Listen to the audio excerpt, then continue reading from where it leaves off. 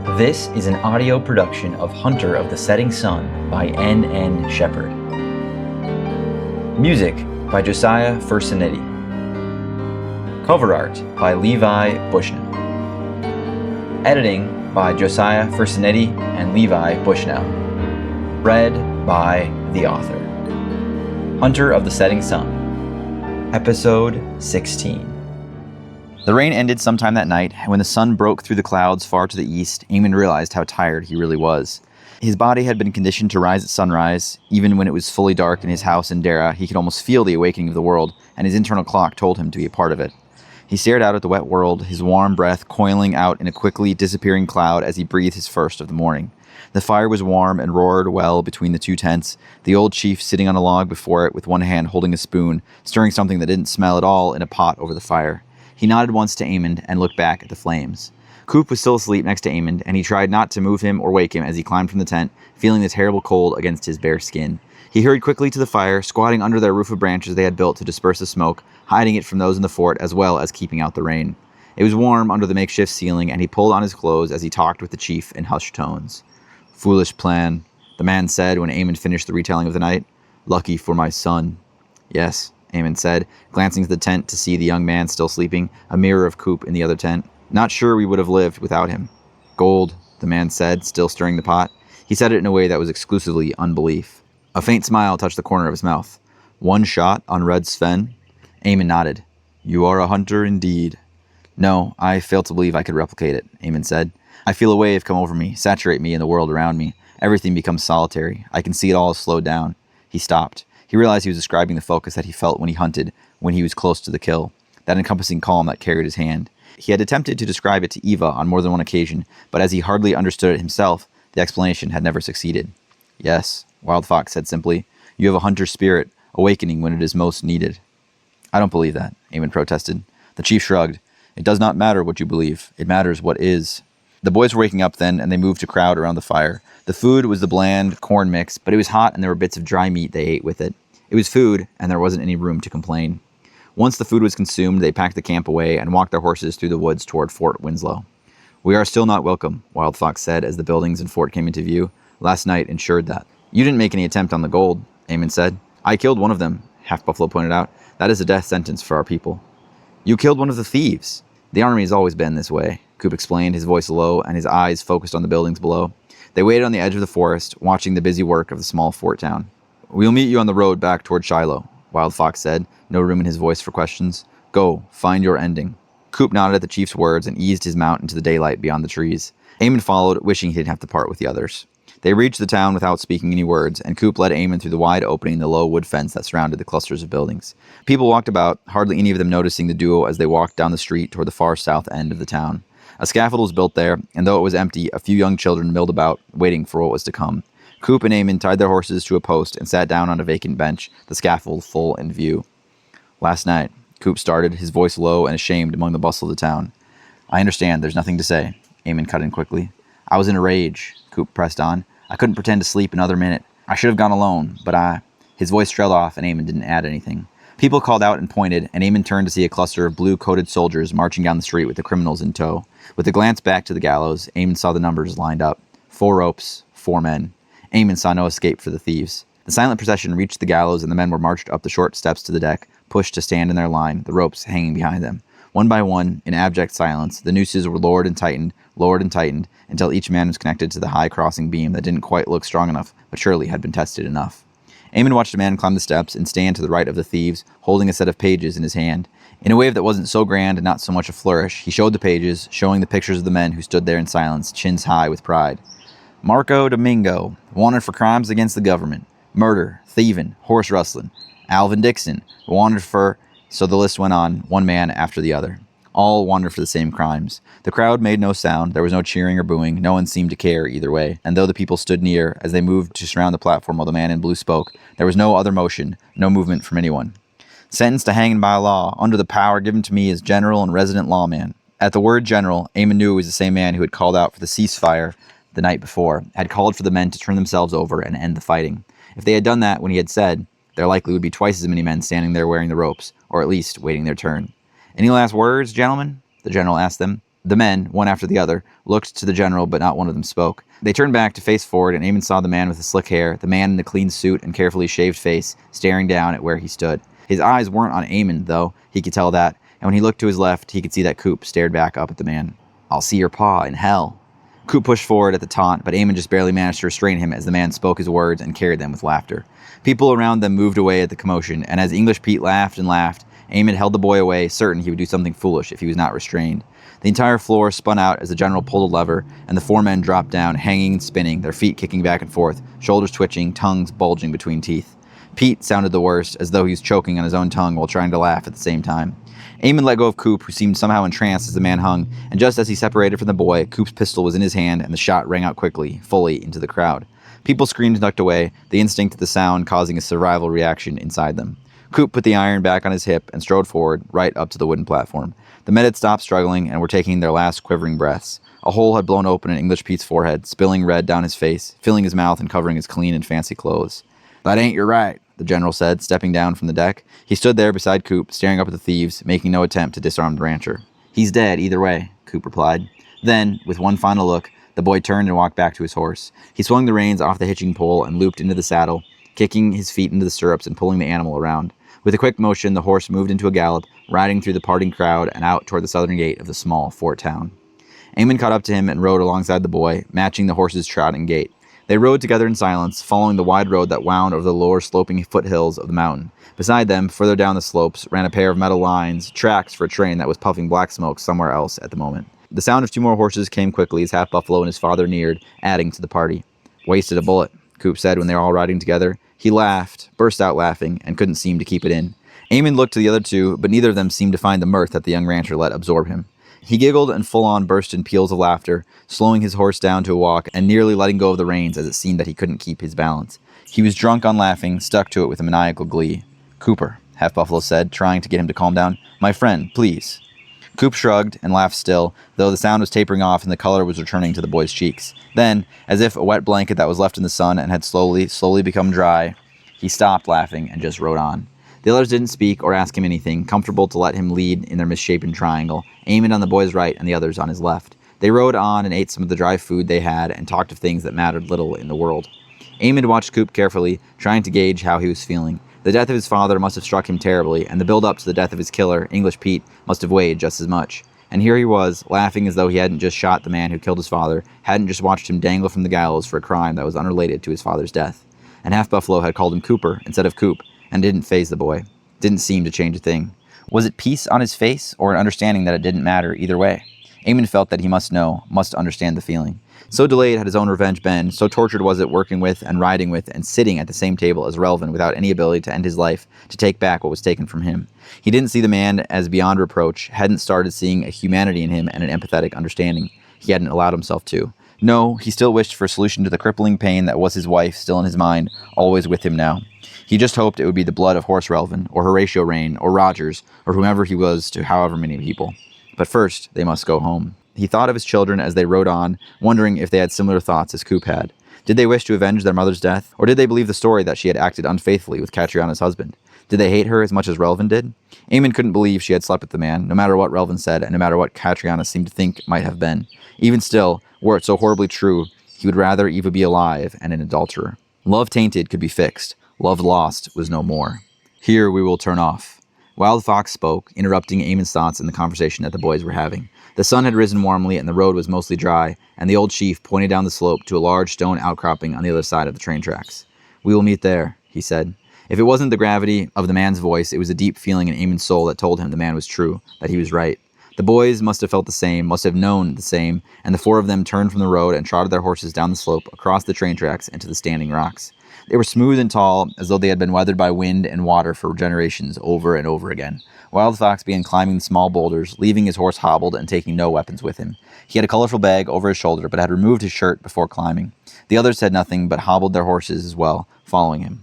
The climbing was mostly easy, though Emmond could see that a poorly placed foot or hand would lead to a quick slip, which could result in a terrible tumble down the boulder strew. There were 3 large boulders that made up most of the outcropping, mostly flat on the top and large enough to hold a covered wagon on each of them. The 4 men stood on one boulder, walking slowly about the flat top, looking at the view all around. Spreading out to the east and south, the grassy ocean of the plains rippled on the constant wind, waving back and forth with golden colors. All was quiet save the wind, and it only blew because it had to, trying not to whisper or yell too loudly, just talking in that constant wavering way the wind did. Wild Fox sat at one end of the flat rock, opened his bag before him, and removed two small items. One was a small wooden figure of a fox with wings, standing on top a snarling creature which was on top a thing that might have been a snake. It was tall and long, and the creatures were pressed together. Only the wings at the top next to the fox head broke from the cylinder. The other item was a pipe. Emmond had carried nothing, but Coop and Half Buffalo brought an ammo bag and a rifle each, alongside the pistols at Coop's hips. Moving to the other of the two boulders, to leave the chief alone to sit and smoke and pray, the boys sat and loaded the weapons. "This is my father's pistol," Coop said as he added 6 bullets to the circular chamber. It made sense to shoot English Pete with it, even if he was already dead. "I would have done the same," Half Buffalo said. Emmond glanced at the brave, and when he caught Emmond's eye, he could see the slight look of a lie in his face. "Still wasted a bullet," Coop laughed. "They let you shoot him," Emmond said, not sure if it was a question or not. The boy raised the rifle to his shoulder, looked out along the sights, and pulled the trigger. A small chunk of dirt burst out among the grasses. "The general knew my pa, knows me to some degree. Not that everyone didn't hear what English Pete said, either. Probably felt it was fair." "I suppose it was," Emmond mused. The boys helped Emmond shoot, aiming for birds or rabbits out in the prairie, sometimes trying to shoot the birds as they flew in the air. Half Buffalo was nearly as good with the rifle as Coop, and Emmond was quite a ways worse than both of them at both the rifle and the pistol. Emmond turned back at one point to see if the chief was still sitting and praying, and he found the man with a curl of smoke about his head and 6 riders coming down the hillside toward the outcropping behind him. Emmond slipped down the boulders, scrambling to the bottom, and walked forward to greet them. Catriona and Dixie waved in unison as they neared, and Emmond felt a turn in his heart at the gesture. Both women smiled, but Emmond thought there was a look in Catriona's eyes that held something deeper. As they dismounted, Emmond realized that he missed her, that he found her return far more welcoming than he would have thought. "You made it," he said, unsure what else would be proper. "Just so," Dixie answered first. A coy smile played at her lips as she looked from one to the other. "I was afraid Coop would lead you into something nasty." "We managed," Emmond answered. "I'm glad," Catriona said, reaching out and touching Emmond's arm with just the trailing tips of her fingers. "Difficult to imagine going home if you were stranded here." Before Emmond could reply, the rest of the group pushed past up to the pile of boulders, Relvin in the lead. The servant gave Emmond no acknowledgement as he walked with the preacher from the small Shiloh church. A third man, dressed head to toe in black, trailed just behind, and Emmond assumed he was the third priest that Catriona had gone to find. He was prim and proper and tall, and Emmond couldn't tell if he liked him or hated him. Parker came next and paused with a tired smile, and Emmond reached out a hand. "Strange group of people," Parker said with a gesture of his eyes toward the passing holy men. "I can't lie, I'm not sure I want to go through this again." Emmond translated for Dixie's benefit, and the woman's face lit up. "He might not want to be here, but I couldn't miss this for anything," she said with a smile. "Not many times you get to see something strange from another world." "Did he try anything?" Emmond asked Parker as Relvin moved up upon the rocks. The inspector shook his head, looking somewhat aside himself, somewhat distant. Perhaps he was still pondering his place in the universe, his purpose as a man away from home. "What is your plan?" Catriona asked in a near whisper, and Emmond realized that she hadn't let her hand slip from his arm, even as light as the touch was. "We land in Dara," Emmond began, and then tapped the gun strapped to his hip for emphasis. "And we end it. Nothing more?" Emmond paused, trying to read between her words. It only took a moment to realize it was a near impossible task, and he narrowed his eyes. "Nothing more for Relvin, but we have to return home first," he added. "We are going to return home," she said quietly. Her eyes met his and said much more than just her words could say. He felt that ache again and thought for a moment that he should embrace her, hold her tight as the only real thing in the entire universe, the only tie to his home that was so far away. The ache was deep and hurt, and he wavered in a feeling that he couldn't describe and didn't want to try to discover. The bright sun above shone in her eyes, gave her pale hair a golden aura, the 2 braids twin ropes down her shoulder, and the moment seemed to stretch on, and she turned away and climbed the boulder, Dixie and Parker following. Emmond waited behind, forcing the torn heart in his chest to beat a bit more calmly. Surely it was the coming moments he was feeling the stress of, and nothing more. Nothing more. When the others were up, Emmond followed, and the entire group stood in silence upon those 3 rocks. 6 men, 2 women, 2 boys who might be men already. Relvin had knelt down beside Chief Wild Fox, and Douglas and the new priest knelt next to them, forming the open half of a circle. A book joined the pipe and the small animal totem. An iron cross with a man on it lay next to them, and Relvin removed a carved wooden hand from his coat. "He carved it in the last 2 days while we rode," Dixie whispered to Emmond. She leaned even closer until her lips nearly brushed his ear. "Miss Annie warned me of witches in the West. Said they met in the mountains in the winter, talking with demons and drinking blood." She said it with a shudder. "Is this a ritual like that?" "I don't think so," Emmond answered. The men sitting and kneeling weren't praying or chanting or singing. They were simply talking with each other, pointing to the other items in the center, speaking words that Emmond didn't know, even though he understood the language. "I'm scared," Catriona said at Emmond's other side. "Are you not ready to return?" he asked. "Yes, but what if it doesn't work?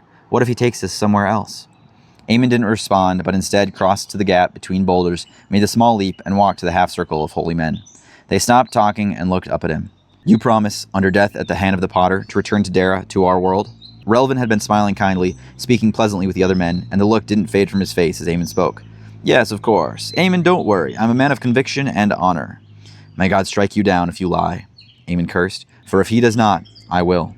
That cruel snake smile came to the man's face, pulling at the already wrinkled corners of his green eyes.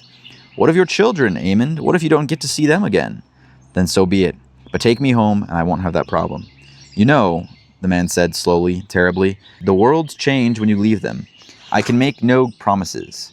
Movement at his side made Emmond look over, and he saw Catriona at his elbow. She held out the silver sphere and the black-bound book.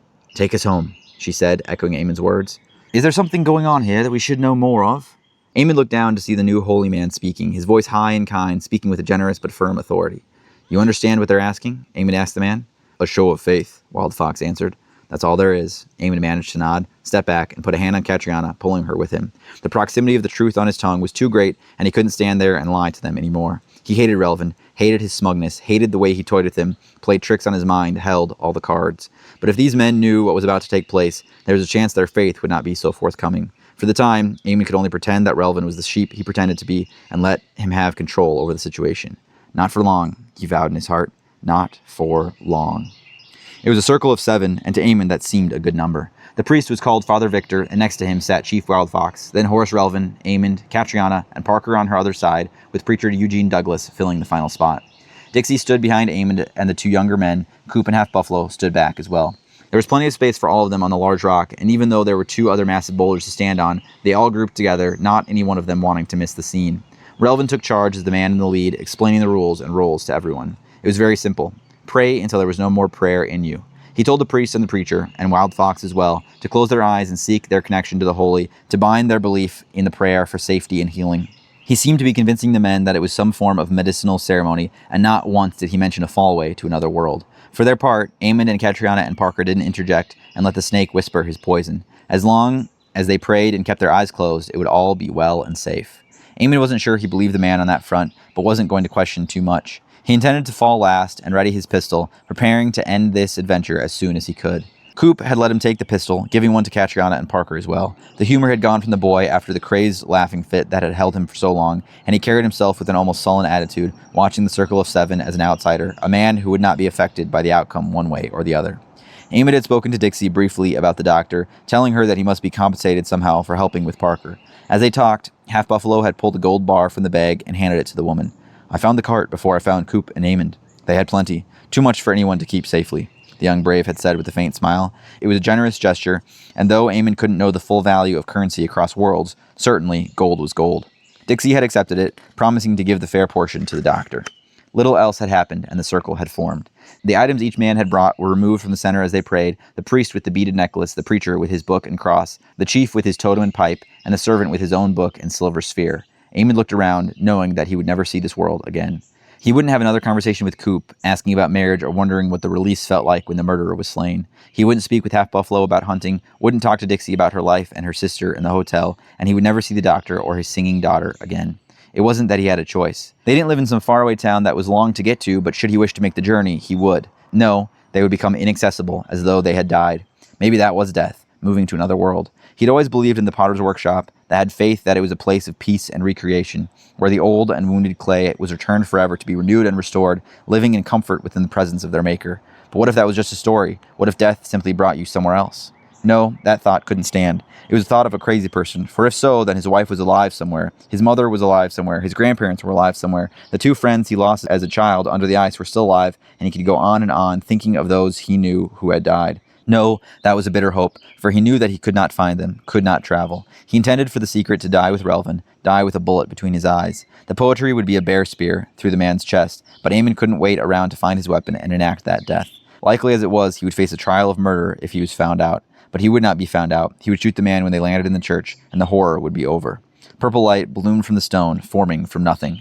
Or forming from the dust that sat there, or drawing actually from the stone itself, Emmond couldn't know. He heard Dixie say something sharply behind him, a curse or a question he couldn't tell, just as it had been in the church. The circle of purple grew, filling the circle of 7, nearly touching all of them. They sat or knelt, half with eyes closed, half watching with eyes that could not have been more wide. Emmond had seen it before, twice, and still it was shocking. The light grew, glowing off their faces, and the circle of the rock slipped to silver, changed from a rough level to a flat plain that reflected the blue sky in a shimmer. Relvin held the silver sphere in his hand, and Emmond watched to see the correlation between the two things, the globe and the glowing purple and silver thing on the rock between them. "Pray!" Relvin shouted with an urgency that was terrible to behold. "Do not open your eyes! Pray!" The men began to speak outwardly, their words carrying praise and honor to the heavens. Emmond felt the pull in his heart, that connection to the divine he had only felt a few times before in his life. It was religious, spiritual, and he let it touch him. There was a sense of forgiveness. That was what he felt most of all. At some point, Catriana's hand found his, and he squeezed it tight, burning with the feeling of giving in and giving up. He looked at Relvin, and the feeling magnified, the object of his pain and trouble, and the only outlet for forgiveness. Catriana's hand tightened on his. "No!" He cried out in his soul, in the depths of his being. He would not forgive, could not see any alternative to vengeance. Forgiveness would not bring his wife back, would not heal the hole that had grown and festered within him. No, he would dwell on hatred, would dwell on the pain and return that to the source of his own pain. With force, he pulled his hand from Catriana's. There was a flicker in the shifting surface before them, a wave of color as though oil slicked on water, but it quickly rippled away to an image that should be impossible in the face of a rock. It was pews, lined in a row with a central aisle dividing them, and though Emmond knew any church could have such benches, something about them was familiar, something about the entire scene. "Ready?" Relvin asked. Emmond hadn't realized it, but all sound had vanished for a moment, and when the servant spoke, it returned. There was wind through the prairie, Coop and Half-Buffalo whispering behind him, the men praying fervently to themselves with bowed heads, and Dixie touching his shoulder with a tight grip, her breath coming in and out in shocked gasps. Catriana stared down into the fallway, transfixed by the sight of the little church in Dara. Emmond nodded in response to Relvin's query, looked back at the men as he did. Just as he raised his head, he saw the flash of sunlight on the barrel of a pistol across the fallway, and saw Relvin raise the weapon, taken from the holster of the chief at his side. Before Emmond could move, before he could react, the weapon raised toward him and the fire burst from the end, the shot deafening in the small circle. Emmond waited for the pain, waited for the life to slip away. His hearing was gone, but perhaps that was the first thing to go. Then he noticed where Relvin was looking, where the gun was actually pointing. Emmond turned slowly, as though time itself had become something that was smooth and slow, and looked back to see the bloody hole blossom from Dixie's neck. Her hands raised, lifting from Emmond's shoulder, moving to cover the wound, but doing a poor job as the blood spilled through her fingers. And just like that, the world returned to full speed, and Dixie was folding at the knees, falling nearly straight downward. Emmond heard the word judgment, and turned to see Relvin tip forward into the shimmering vision of the Dara church, the gun still held in his hand. Emmond spun and grabbed Dixie as she fell, keeping her head from hitting the rock. Coop was at her other side quickly, and they tried to put pressure on her neck to stop the bleeding. Her eyes flickered shut, and her lips trembled. "I'm going to die," she said, as though noticing a fly in a lampshade, something annoying but not uncommon. "He shot me, and I'm going to—" "Shh," Cooper whispered, holding her bleeding neck. "Come on, Dixie, don't go, don't go." "Coop?" she asked, her words so faint and thin behind her painted lips. "Dixie, don't," the boy whispered. "Cooper, I'm sorry I couldn't be the mother for you. I tried. I did what I could, what little I knew. I'm sorry I failed." The boy was crying, and Emmond glanced back to see the circle of purple had shrunk to half its size. Parker was gone, and Catriana was just tipping over the edge into the center, the edges shrinking away from the sitting holy men, their eyes open in shocked wonder at the vanishing image before them. If Emmond didn't go now, he would never return. He brushed tears from Dixie's eyes and stood, turning toward the circle. The men around the purple began scrambling backward at the terror of what was before them, what they had taken part in. Somehow, in a movement that Emmond wasn't sure he could replicate, he slung the ammo bag from Half-Buffalo's shoulder, grabbing his pistol as he did, and stepped into the shrinking circle of purple light. This has been an audio production of Hunter of the Setting Sun by N.N. Shepard. Music by Josiah Fursanetti. Cover art by Levi Bushnell. Editing by Josiah Fursanetti and Levi Bushnell. Read by the author. Tune in next time for another episode of Hunter of the Setting Sun.